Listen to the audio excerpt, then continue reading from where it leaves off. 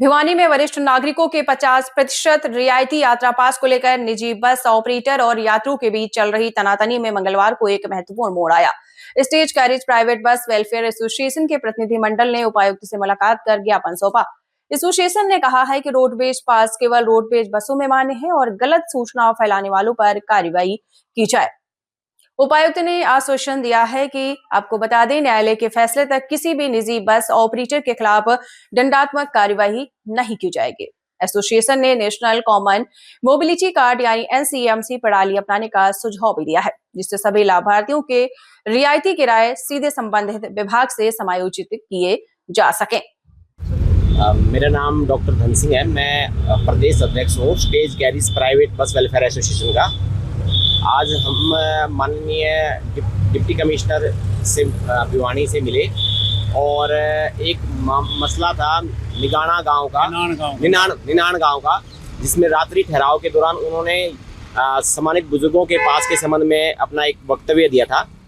तो अभी हमने उनको इससे परिचित करवाया कि जी पास जो है वो रोडवेज अपने पास जारी करती है, प्राइवेट अपने पास जारी करती है। उस पास के बदले में संबंधित विभाग से अदायगी लेनी होती है। रोडवेज के पास प्राइवेट पे लागू नहीं हो सकते और प्राइवेट के पास रोडवेज पे लागू नहीं हो सकते। इसके संबंध में माननीय सर्वोच्च न्यायालय ने इसी STU जो है स्टेट ट्रांसपोर्ट अंडरटेकिंग, उसके पास प्राइवेट पे लागू नहीं किया जा सकता, इस पे क्लियर कट डायरेक्शंस दी हुई हैं और इस तरह का मसला जो है माननीय सर्वोच्च न्यायालय के अंदर विचाराधीन है।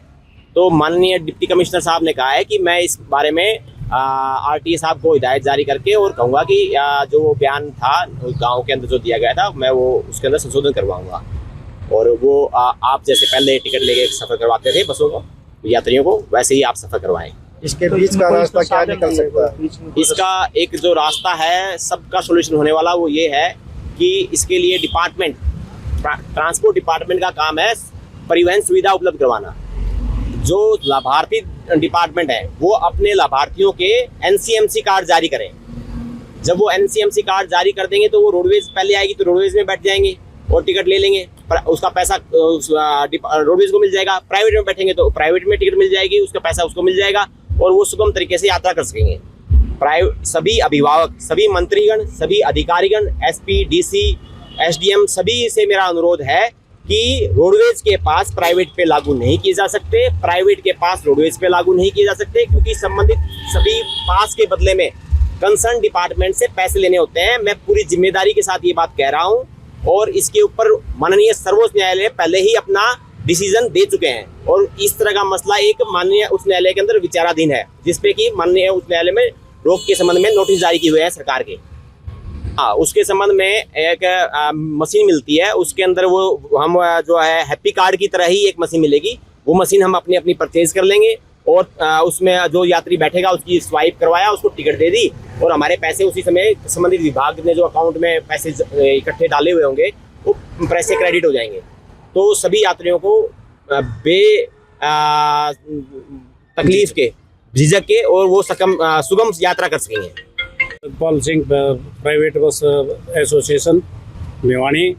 आज किस मांग को लेकर के यहाँ पर आए थे, क्या मांग थी? हमारे यहाँ ये DC साहब के 99 में जो एक मीटिंग की रात्रि ठहराव के दौरान जो बयान दिया गया था उसके बारे में है। हम DC साहब से मिले थे और DC साहब ने इसके बारे में RTA साहब को बोल के कि भी मैं इसका समाधान कराऊंगा और ये इसका समाधान कर दिया था। और हमारे तो सरकार के द्वारा ये हिदायत भी जारी की गई है कि भी प्राइवेट बस का पास प्राइवेट में लागू होगा और रोडवेज का पास रोडवेज में ही लागू होगा। तो आप संतुष्ट हैं?